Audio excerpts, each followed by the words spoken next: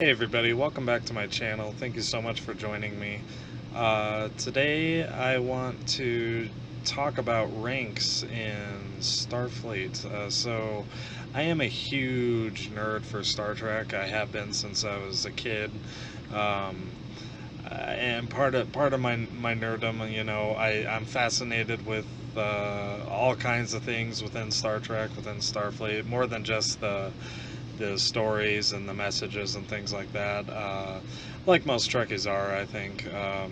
So today, what I've done here is I've made my own ranks as far as Starfleet officers go. So basically, if this is showing up right here we have mid 23rd century ranks. That's kind of where we're gonna start.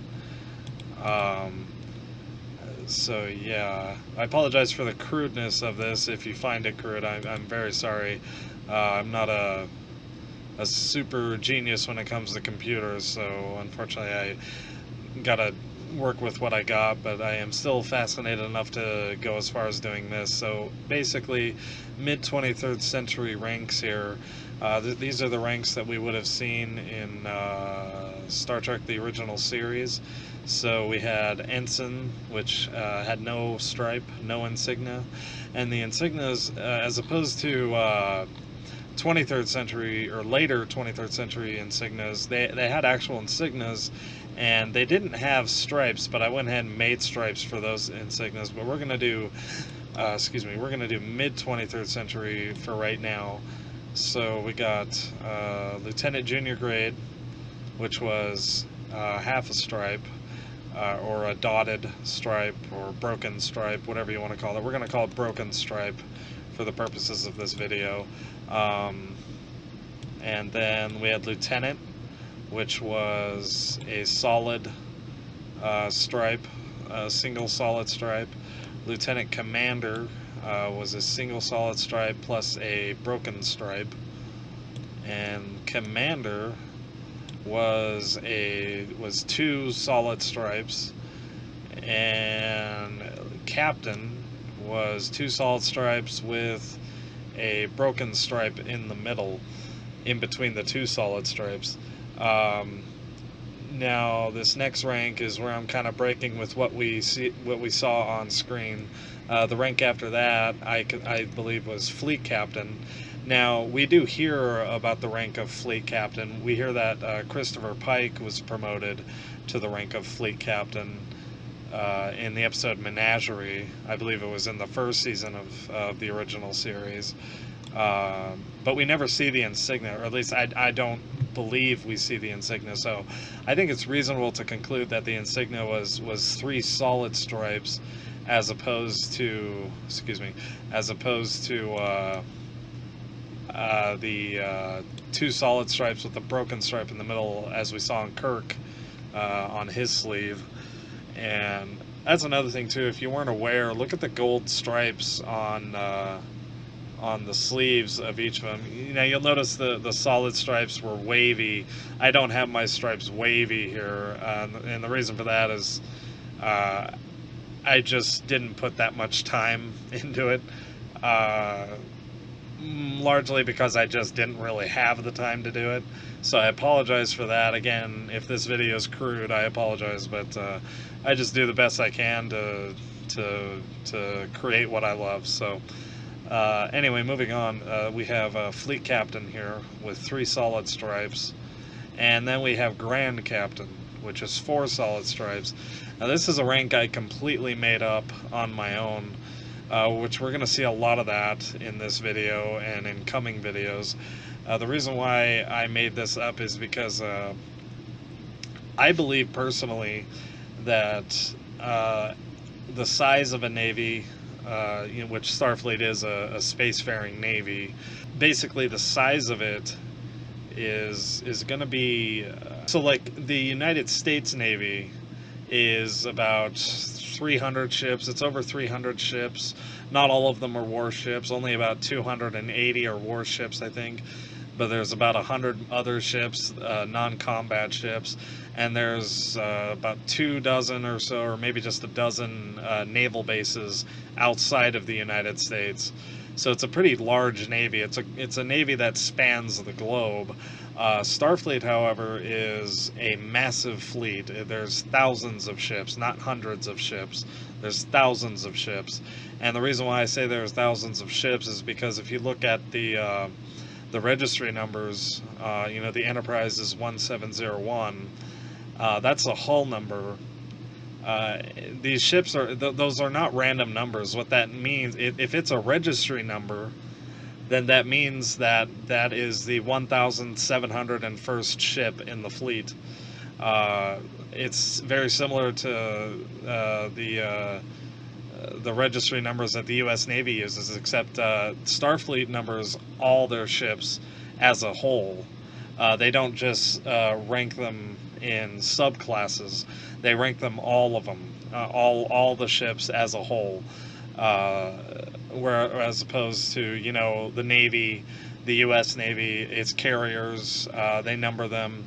The Enterprise was CVN 65, and there were some Kitty Hawk classes, and then the Nimitz, the USS Nimitz, was CVN 78, or excuse me, 68, I think. I'm pretty sure. Yeah, it was CVN 68, and the USS Gerald R. Ford is CVN 78. And the new Enterprise that the Navy has just begun building is going to be CVN 80.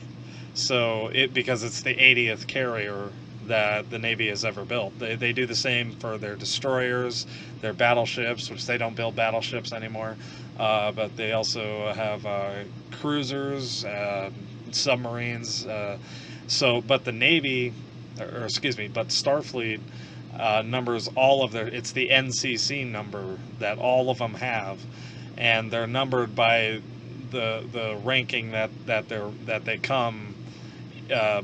That they're built in the fleet. So that's just my personal opinion. That's a subjective opinion. That's open to discussion. It seems logical to me. It makes sense. It adheres to typical naval tradition. So that's why I believe that. And so, I really digress here. I'm really sorry. I tend to do that. But as far as the reason why I think there's a Grand Captain, I think there are going to be more ranks in as far as at least administrative ranks. There's not going to be more ranks in the lower levels. You don't really need them. You need more administrative ranks because your fleet is bigger. You're more expansive. I mean, Starfleet, even by the mid 23rd century, has hundreds of bases and thousands of ships. Whereas the U.S. Navy right now at its peak has just dozens of bases and hundreds of ships. There isn't really a need for massive administrative needs. So you got to consider things like, I'll continue to explain that after I show more ranks. So come after Grand Captain, we come down to the Admiralty, or the flag officers rather. We see Commodore. Just make sure that's showing up okay. Yeah, all right. So Commodore, it changes. What we have instead is I might change that. I don't think that looks any better. We have a double large stripe that you can see here, and that indicates a flag officer. That's the first rank of the flag officer, which is Commodore. And then after that, we have the same large double insignia, but with an additional stripe on top. That's Rear Admiral. And we're going to zoom up a little bit here. I hope that's showing up. Yeah, looks like it. Okay, so then we have Rear Admiral with a single stripe on top of the flag officer insignia. Then we have Vice Admiral, which has two stripes, and so I just want to peek and see if it's showing up well.